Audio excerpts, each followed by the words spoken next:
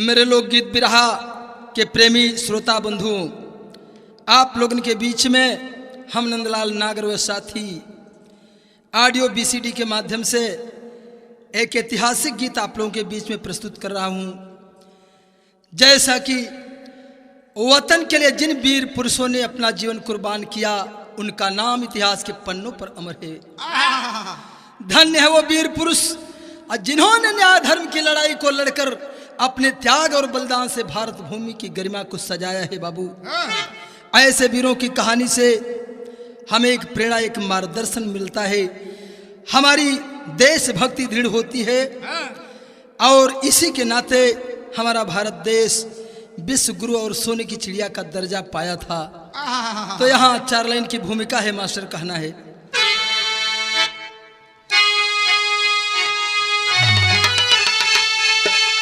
तासान झुकने न देगा कभी स्वाभिमानी, अरे आन पर जान कुर्बान करता रहेगा। संकटों से भरी हो भले जिंदगी, जोर जज्बात का उसके दिल में बहेगा। शौक से सर कटा देंगे सानी समर में, अरे रोब दुश्मन का सुनकर न हरगिज सहेगा। सच्चा वफादार भोला वही शहादत के खातिर जो बाहें गहेगा।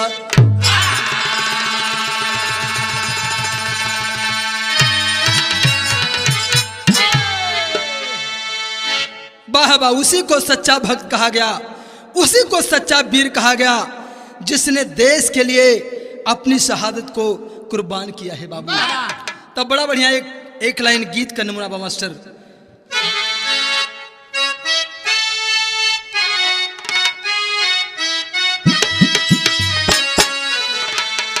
तकाबे में तेरा जलवा, काशी में नजारा है।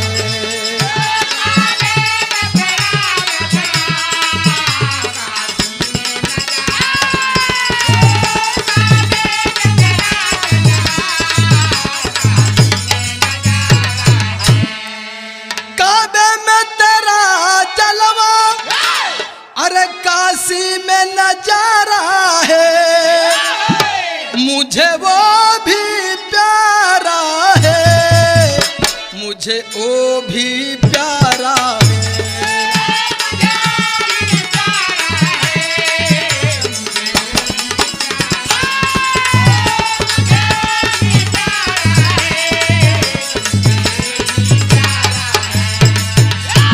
लेकिन गीतिया में लाइन बा, कहना है मास्टर, ऐसा वतन खातिर जो लुटा दी जवानी है।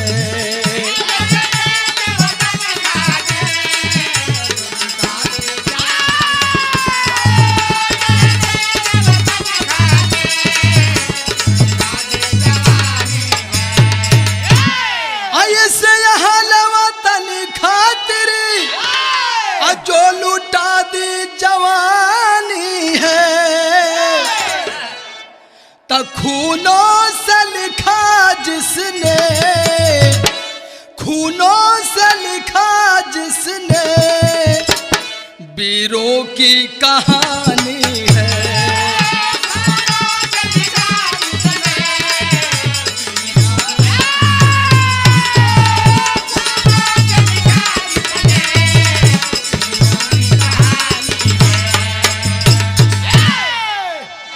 ईमान, धर्म, सद्भावना हमारे देश की सच्ची धुरी है। बाबू, जिसके बल पर हमारे देश को हमेशा विजय मिलती आई है।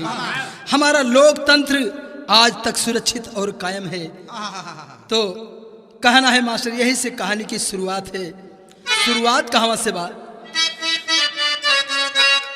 अरे बाबर ले से ना अपनी सज धज कर चला बघेला, अरमान हृदय में लेके मक्का का देखने मेला।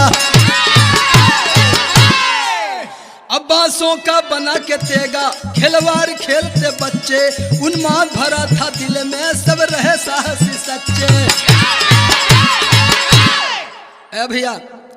मक्का मदीना पर हज करने के लिए यूनान देश का सम्राट बाबर चलता है। अपनी सेना को सजा करके लेके चला है। मक्का मदीना के गेट पर जो ही पहुंचा है, गेटवा पर मैंने गेटवा पर 6-7 गो लड़का, कौनों का उम्र 6 साल, कौनों का 7 साल, कौनों का 5 साल, 8-9 लड़का आपस में खेल खिलौना, कैसन खेल खिलौना खेलत हूँ भैया। बांसे का लकड़ी का तलवार तेगा धनुष बना के कोनो वही में सम्राट, कोनो सेनापति, कोनो सेना नायक अब बन के खिलौना खेलत हूँ। तबले और बाबर का सेना आवत बा तो होत का बा बाबू का होता भैया? अरे सरगना रहा बच्चों का, सरगना रहा बच्चों का, सरदार जो हिम्मत वाला, आदेश दे रहा सबको, बन गया कमांडर आला। बाबर की सेना आता देख, वही में एक जलील खान नामक लड़का बा, जौने का उम्र 8 साल बा बाबू। वह कुल लड़कन का, कुल सिपाहियन का सरगना बनल बा। आ जौने समय बाबर का सेना के देखलस, अपने सैनिकन के, अपने सिपाहियन के आवाज दिलस, ललकार दिया। ललकार के कहत बा, का कहत बा? अरे अंगार हुआ है बालक, बाबर की लख के लश्कर, हाथों में लेके तेगा, राहों को रोका डटकर।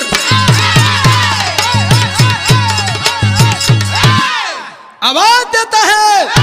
आवाज सुन के सारा सिपाही, छोट छोट नन्हा मुन्ना, आपन आपन तेगा तलवार लेके ए भैया तैयार होके गेटवा के घेर के खड़ा हो गए। और तबले बाबर के सेना आ गई नजदीक। और जब नजदीक पहुंचल बात देखलस कि कतार बांध के कुल लड़का खड़ा हुन, हथवा में छोट छोट काठे का तलवार और धनुष बाण तेगा बरछी लेके खड़ा हुन। ए भैया, और लड़का जलील खान जो सेनापति बा, अपने सैनिकन के ललकार के कहत बा, तर्जबा मास्टर। अरे पियावा मिलल बाला लमुनवा, बोल के सपनवा ए नाना।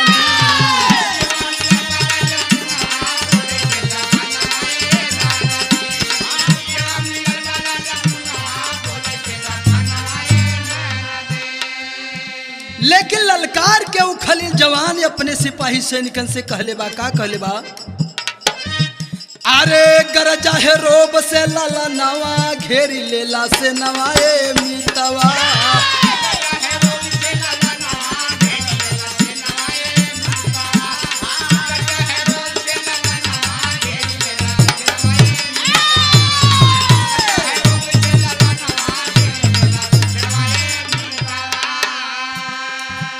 अरे साथियों तैयार हो जाओ, लगता है कोई दुश्मन हमारे मक्का मदीना पर हमला करने के लिए आ रहा है। कहे मालूम देला कोनो बैर कैले बा चढ़ाई,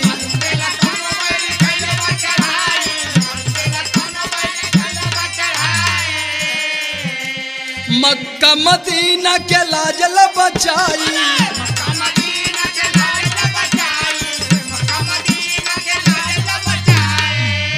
अरे भाग नहीं पावे दुश्मन नवारे, घेरी लेला से नवाए मीतवा।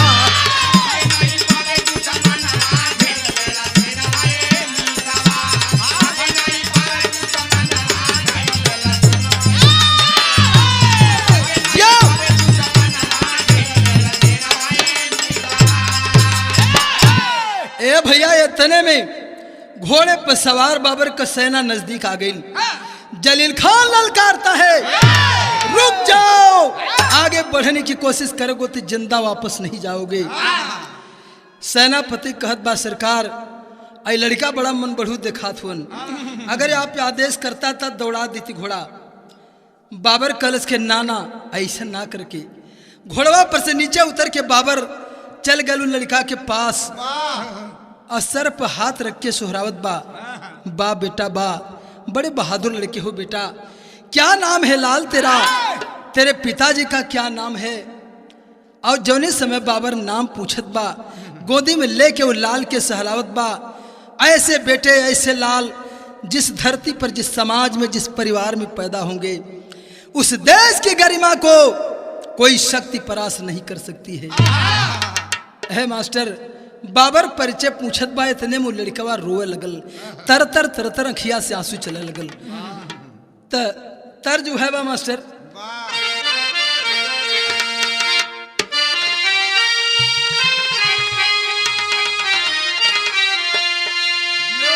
परदेसिया न भावे अंगनवा, अरे बिरही बनल बा असे जारी, आहो मोरा उड़ी उड़ी जालया चारिया।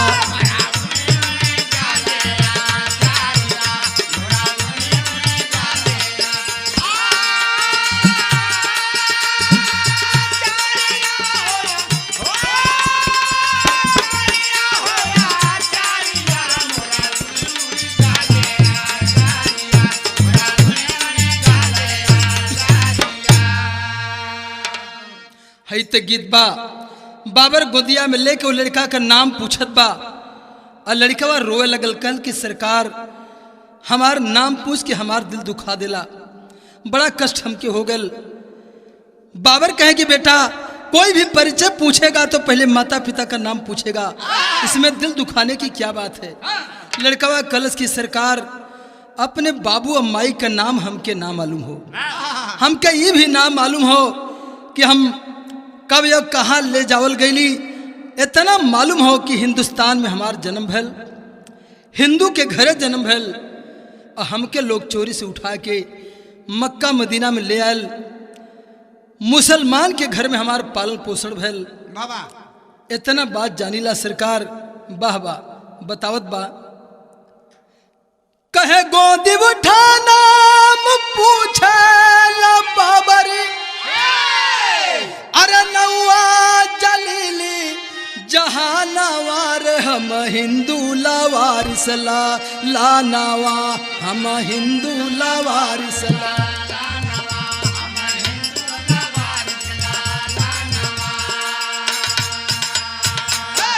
वाह वाह, बड़े बहादुर बेटे हो लाल। बाबर कलऊ खलील से, जलील खान से, बेटा जब तू लावारिस है तो तू चल मेरे साथ, मेरे साथ चल बेटा, मैं तुझे पढ़ाऊंगा लिखाऊंगा पालूंगा पोसूंगा। मेरा एक लड़का है हुमायूं, तेरे ही उम्र का है लाल, मैं उसके साथ पढ़ाऊंगा, तुझे कोई कष्ट नहीं होगा, चल मेरे साथ। आश्वासन दे करके बाबर वो जलील खान छोटे मुन्ने को अपने साथ में यूनान ले जाता है। अरे साथ में अपने यूनान लाया बाबर, असुत के समान दिया शिक्षाया आदर।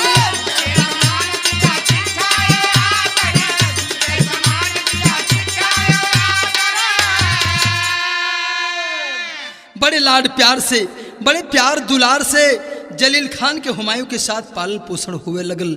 धीरे धीरे पढ़ते लिखते खाते पीते दोनों भाई जब जवान हो गए, एकदम हष्टपुष्ट जवान भइले, और साथ ही साथ बाबर बूढ़ा हो चला है बाबू।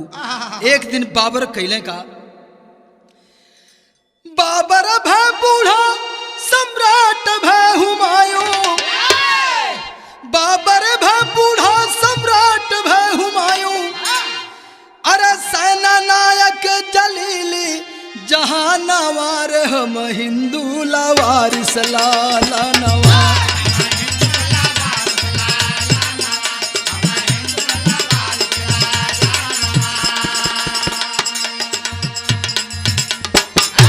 जब बाबर बूढ़ा हो गया, अपने सर का ताज उतार करके अपने बेटे हुमायूं की सर पर रख दिया, बेटा आज के बाद यूनान का सम्राट तू रहेगा, और तेरे साथ एक तेरा भाई है जलील खान, और आज से मैं तेरा सेनापति उसको बना रहा हूं। वाह वाह, बाबर तो बूढ़ा हो गया, दोनों भाई हुमायूं और जलील खान मिलकर के राजकाज को चलाने लगे। जहां भी लड़ाई या हमले की बात आती थी, दोनों भाई बहादुरी से लड़ करके उस देश पर हमला करके विजय प्राप्त करते थे, कहीं पराजित नहीं हो पाए बाबू। जलील खान के वीरता का शोहरत चारों तरफ फैल गई, बड़ा ही सुंदर जलील खान। लेकिन वही घरवा में हुमायूं के एक दिन एक घटना घटल। का घटना घटल कि रही हुमायूं की मौसी की एक सुंदर सुतारू बीना, प्यार की बातें जलील से हंस हंस के कही हसीना।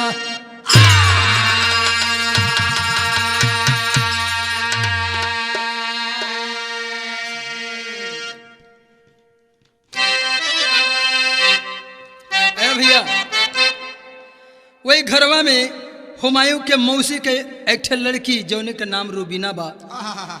बचपन से जलील के भैया हुमायूं के भैया तो मानत रहल, लेकिन जब जवान हो गई सयान हो गई धीरे धीरे दिलवा में ओकरे जलील खान के छवि उतरे लगल, प्यार का इजहार करे लगल और मने मन सोचत बा जलील खान से हमार बियाह हो जात तो हमारे जीवन का भाग खुल जात। कहे तो ना सकत बा, लेकिन एक तर्ज का लाइन बा मास्टर।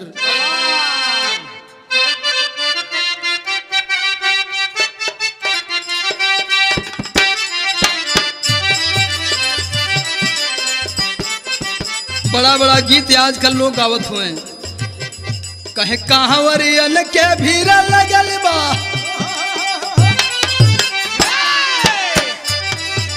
कहावरियन के भीड़ लगल बा, गाड़ी चलावा न तेज पिया ड्राइवर हो।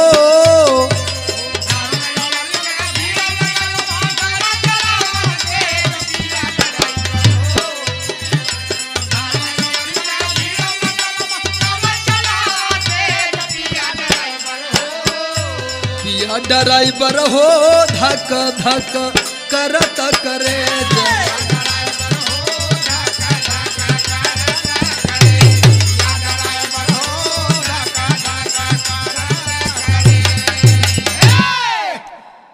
आज जाए के भैया रूबीना जलील खान से प्यार का इजहार कैली और समनवा जाए के उनके धीरे से कनवा में उठे बात कहली। का कहली?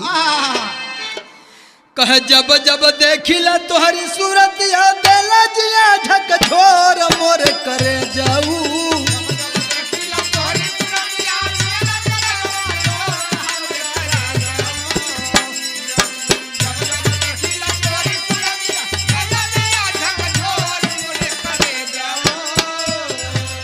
जब जब देखिला तोरी सूरतिया अरे देला जिया झक झोर मोर करे जाऊ।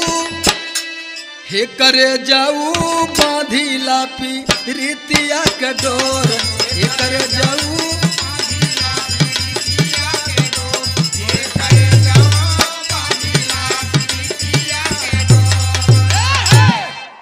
इतनी बतिया बाबू जब रूबीना से जलील खान सुनलस, कलश के रे पगली क्या बक रही तू, बचपन से तू राखी बांध करके भाई मानती आई, जिस घर में बेटे और भाई का मैंने प्यार पाया, आज तू क्या कहना चाहती है मुझसे? फटकार करके ताभाक मजाक मुझसे मत कर। अरे भैया औ रूबीना जोन बा हंस के जलील खान से कलश, अरे गरवा कहा रसैया हमरा के बनाइला,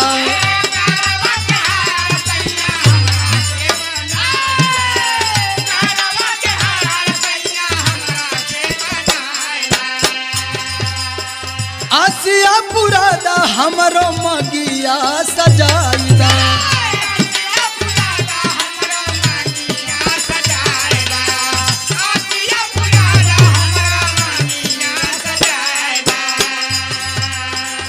जलील खान से कहली रूबीना हमके अपन दुल्हन बनाला, ए सैया तोहार चेहरवा जब ले देखी लेना तबले हमके चैन ना पड़ला।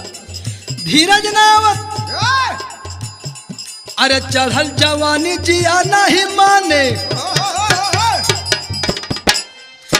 चढ़ल जवानी जिया नहीं माने, माना पर उठ पोर मोरे बलमुआ हो।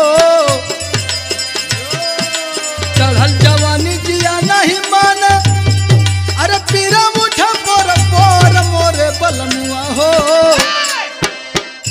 मोरे बलमुआ हो बांधिला प्रीति के डोर।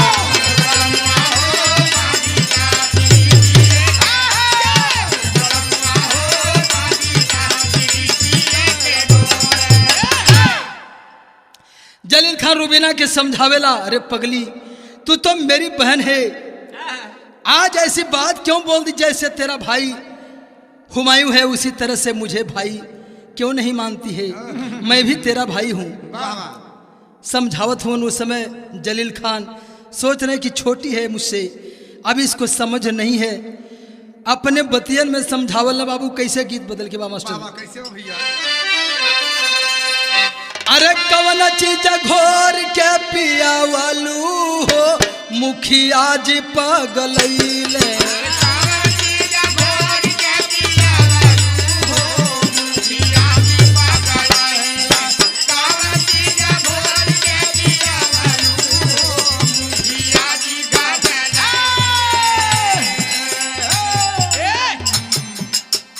कहे जौने पत्तल में खेत कैली, बचपन से हमके शरण मिलल, बचपन से प्यार दुलार मिलल, आज ऐसन बात कहे कहती ते?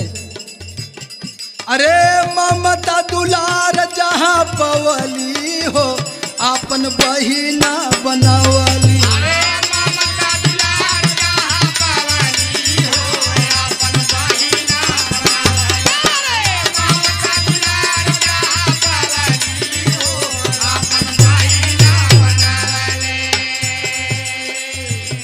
कहे जैसे हुमायूं वैसे हम हूँ बिरानवा।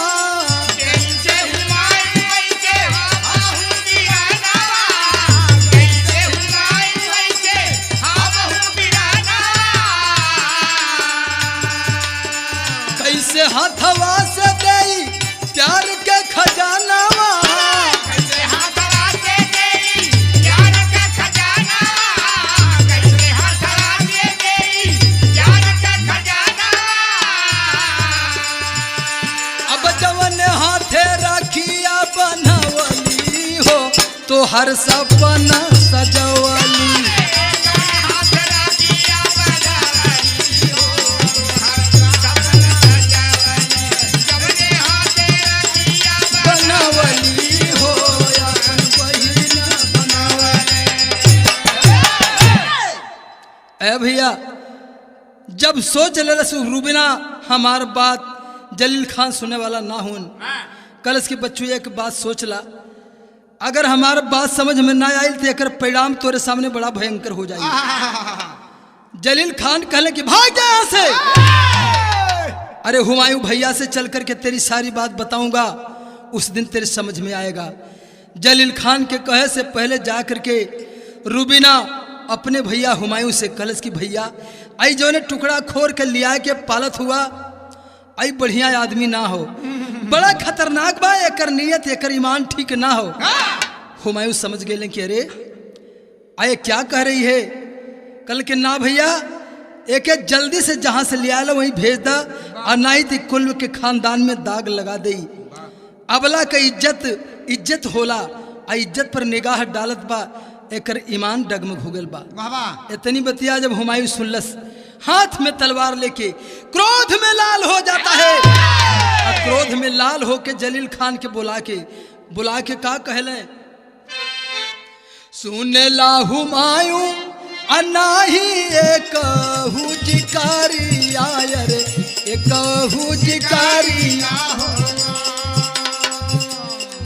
सुने ला हुमायूं नाही एक हुजिकारी आय रे, एक हुजिकारिया।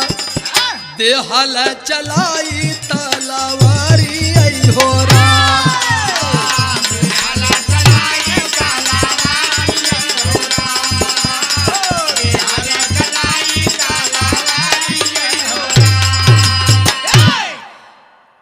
फटकार के वो समय जलील खान के हुमायूं कहलन, अरे नीच गद्दार कमीने, तूने मेरी बहन रूबीना पर बुरी नजर डाली है। अरे इसी दिन के लिए तुझे पाला पोसा गया था, मेरा बाप तुझे उठा करके लाया था, क्या इसीलिए? बड़ा उन्होंने बिले कहलन बाबू, कहलन कि ना भैया ना, अरे हम निर्दोष बानी भैया। आई बहन रूबीना के हम बहुत समझौली, आई खुदे हमसे उल्टी सीधी बात करत बा। ए भैया, हुमायूं की विश्वास ना पड़ल, का कैलन? तलवार खींच के मार दिलन क्रोध में। परिणाम का भेल? अब बाया हाथवा के काटी लीहा ले कमीना वायर लेहा ले कमी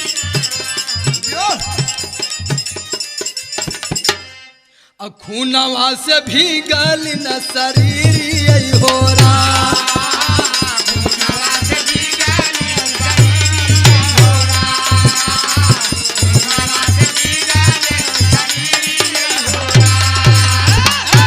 खींच के तलवार मारा है हुमायूं। जलील खान का बायां हाथ कट गया बाबू, खूनों से पूरी शरीर लथपथ हो जाती है और फटकार करके कहता है जलील खान से, भाग जा यहां से। आज के बाद अगर यूनान की धरती पर दिखाई पड़ गया तो अब की पार तो हाथ कटले ही दोबारा आई गर्दन उड़ा दे बच्चू। हिंदुस्तान पर बड़ा नाज है तो भाग जा हिंदुस्तान। कह देखा मैं दोबारा कबहू आखी के समाना वायर आखी के समाना वायर आखी के समाना ते गवा से काटा बई मऊरी आई हो राम।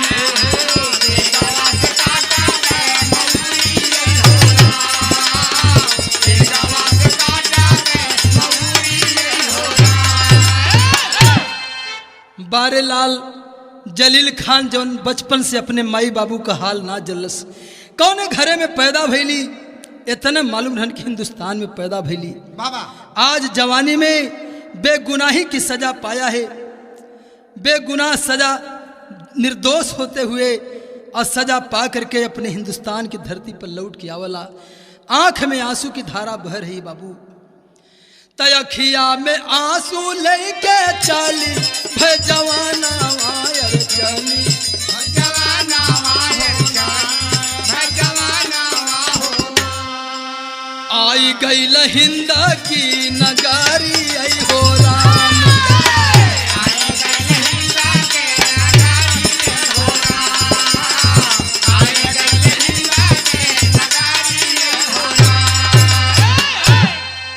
हिंदुस्तान में चलाया है जलील खान।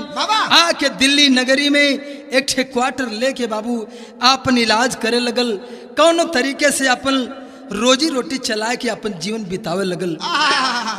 वाह वाह। तबले वह यूनान का सम्राट हुमायूं सोचता है कि जो ने भारत देश पर बड़ा नाज है जलील खान को, मैं सबसे पहले उसी भारत भूमि पर हमला करूंगा। आक्रमण करे की तैयारी कर दिले बाबू, लेकिन गीत है बा मास्टर। कमान अरे सासु मारा तनवा अनन दिया मारा तनवा रे तनवा हई हो मारे तनवा हई हो मारे ना हमारे भौजी के बहिनी आ तनवा हई हो मारे।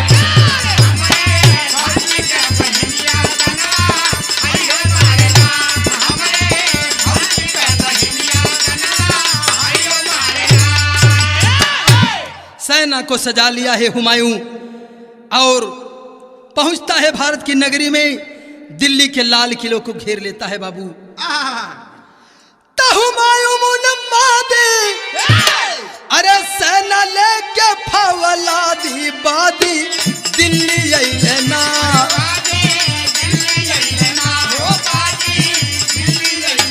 अरे बाजल रनवा में मुनादी हो, बाजल रनवा में मुनादी रे बादी दिल्ली अइले।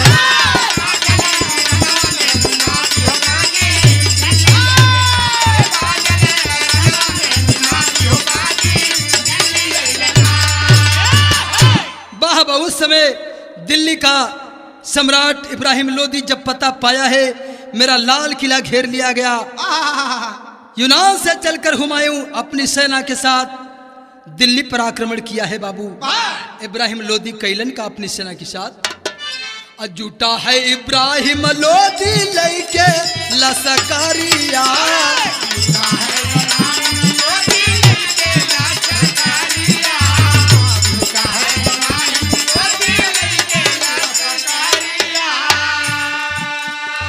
मचा पानी पता युद्ध जुटे बलकारिया।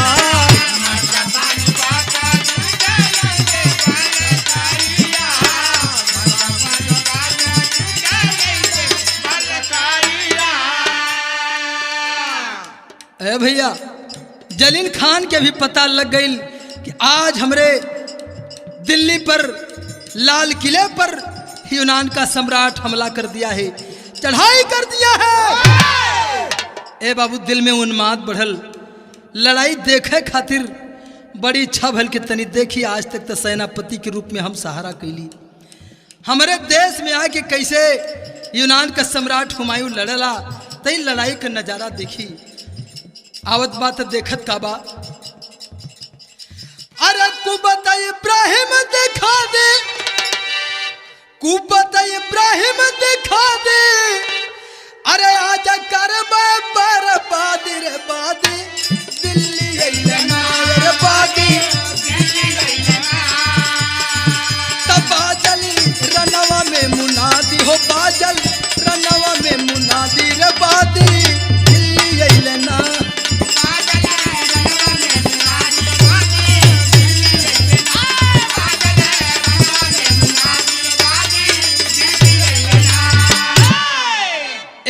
जलील खान का एक ठे बायां हाथ तक कटल बा, एक हाथ है तलवार लेके और जाए के लड़ाई के दूरवे से नजारा देखत बा, लड़ाई का नजारा देखत बा। यहाँ बिरहा शैली में भाव लगल बा मास्टर, वाह वाह।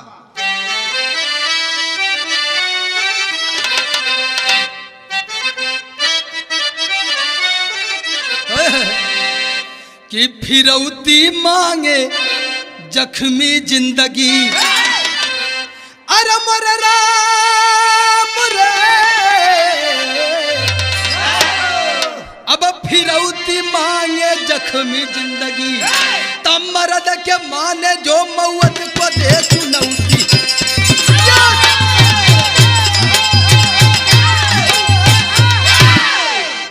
मर्द के माने जो मौत को दे चुनौती।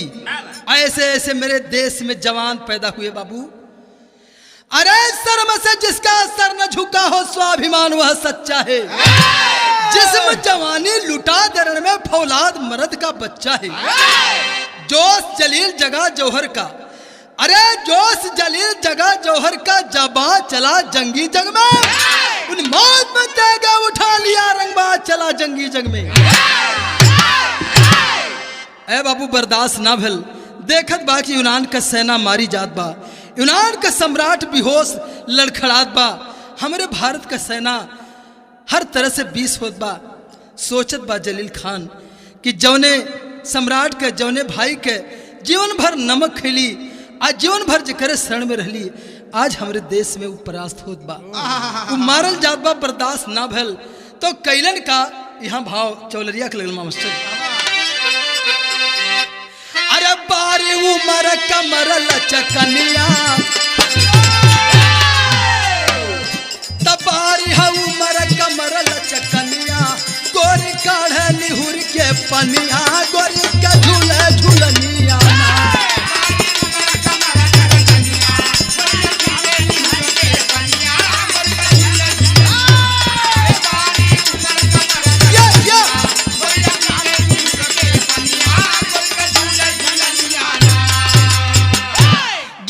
लेकिन जलील खान हाथे में तलवार लेके बाबू अपने सम्राट हुमायूं के तरफ से लड़ाई करे खातिर चल दिलन।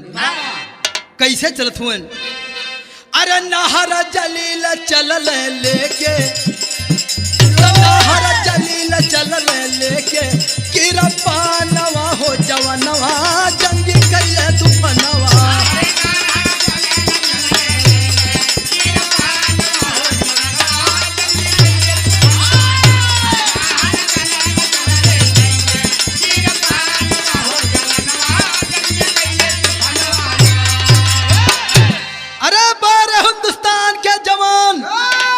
नमक का फर्ज अदा करता है यूनान के साथ बाबू, एक हाथ है तेगा चलावत बा। कैसे चलावत बा और होत का बा, तय हाथ से तेगा चलाई, अरे कितना चलल जान बचाई, अब जकर मार से कांपे धरती, जकर मार से कांपे धरती, आओ का गानवा रे जवानवा, जंगी कैले तूफानवा।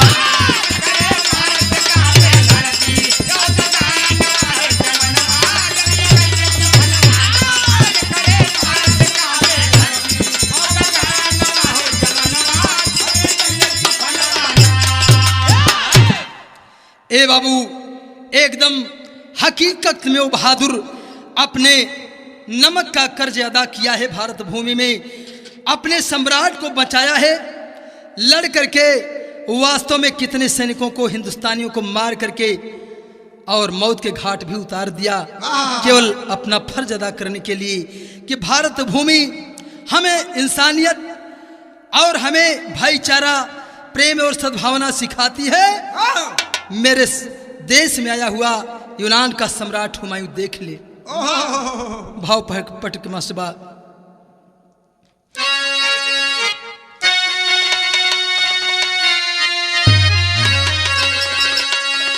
अरे दिया बहाई लहू का नाहर, गंगा जंग में जौहर से, अब फीका भैला दुश्मन का अब रंग जंग में जौहर से।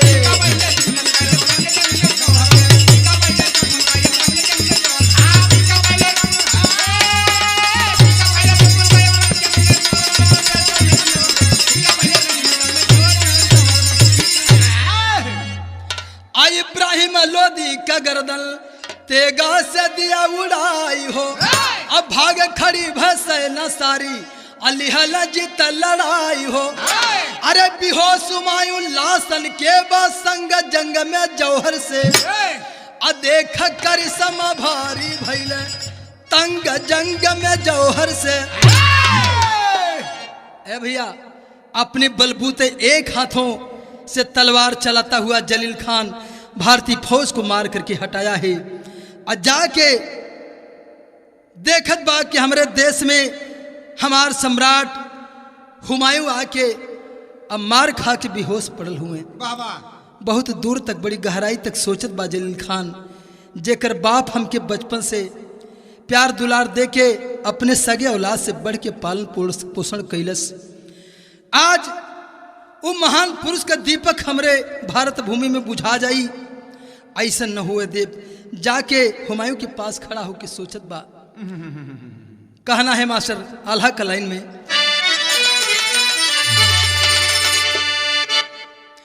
अरे सोचला ललीला मीता अपालल बाबी हो सवा, अमरल बदी बजाई बाबर के बुझाया।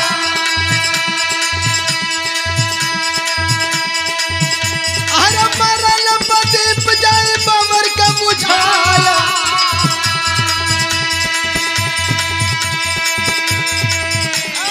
भारी हसान मंद बाबर के बानी,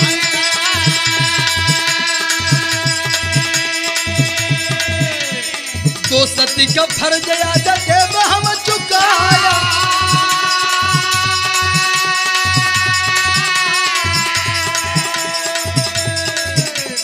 माफ सब हुमायूं का कसूर कई दिहाया।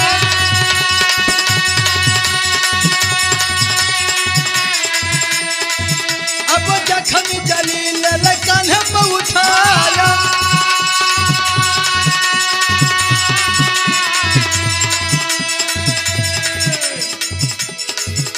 ख्याल में आता है बाबू, इनको किसी तरह से होश में लाना है। हुमायूं बेहोश हुमायूं को जलील खान अपने कान्हे पर उठा के लेके चलने जमुना के किनारे और लेके जात हुए, खूब मुंह धोलत हुए, शरीर के नहलाए के, और जब होश में लियावत हुए तना दिया किनारे आके पनिया पियावे।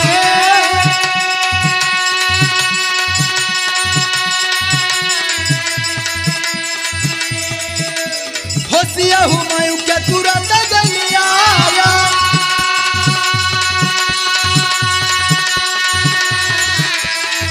अरे मितवा जलील पे पड़ल बा नजरिया।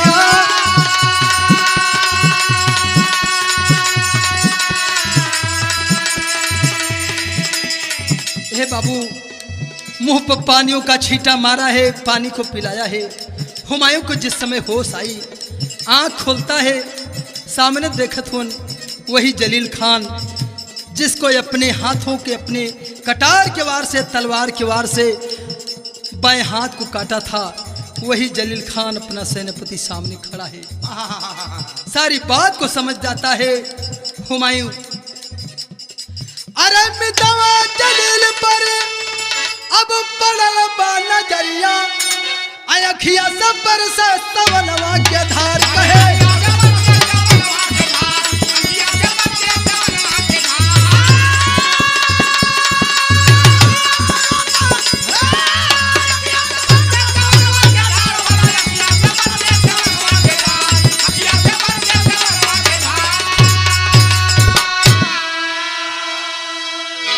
आंखों में आंसू भरे आया हुमायूं को जलील खान को एक टक देखता है। भैया भैया ऐसा आज तक जनली ना तुहार वफादारी आ तोरे भारत भूमि के वफादारी हमके माफ कर दे भैया।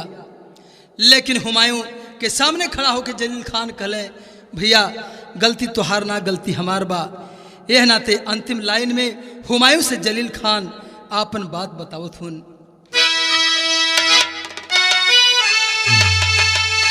अरे बोला है जलीली अब दैकिर पनवा मितवा अपन हाथ काट हमर गरदनवा मितवा।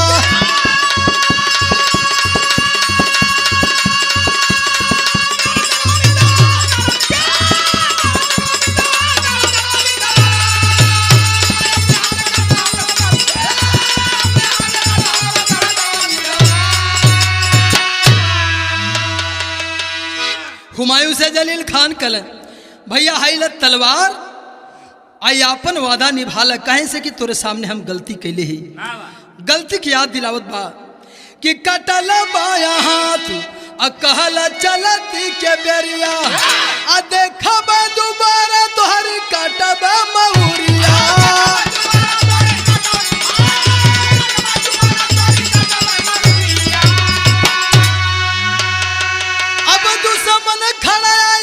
समनवा मितवा अपन हाथ काटा हमरो गरदनवा मितवा।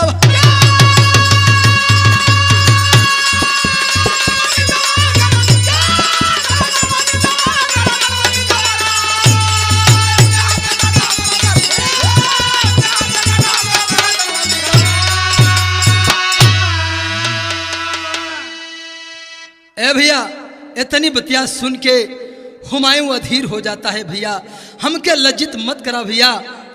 और कहत बा जलील खान से कि जितना बड़ा कर्तव्य कह के तू अपन महानता दिखैला और आज हमार कर्तव्य तोरे सामने बहुत छोटा बा। का कहले अरे कहेला हुमायूं अधन्य वीर बल करिया और धन्य हो खलील धन्य हिंद के नगरिया।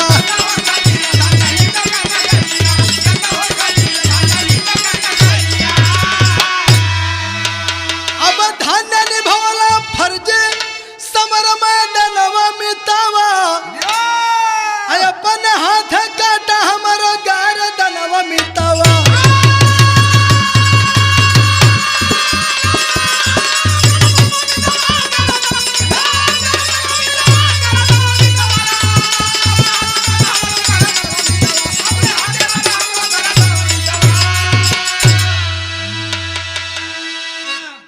कहावत कहिल गेल बा आदमी कबो कबो बड़े दुख में और कबो कबो बड़े खुशी में भी हार्ट अटैक कर जाला। अपने फर्ज के खुशी में जलील खान के हार्ट अटैक होवे लगल। ए भैया इतना खुशी हुमायूं के मुंह से अपन तारीफ सुन के इतना खुश भइलन कि आखिरी लाइन में कहे के पड़ल अरे भारी खुशी में लागल धड़क हियरवा अब भैले हाट फेल भूम गिर गइल से रवा।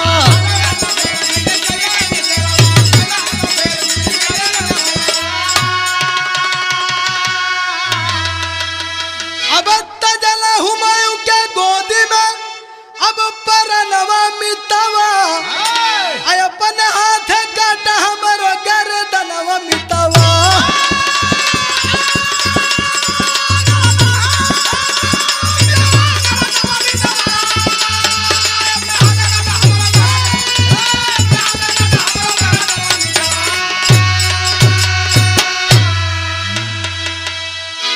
गुरु बिहारी गुरु रमन धन्य भारत देश महान बैजनाथ कबीराम बचन अरे जेदी कहे सम्मान हो। अब फिरौत मांगे जख्मी जिंदगी, फिरौत मांगे जख्मी जिंदगी। भोला नंदलाल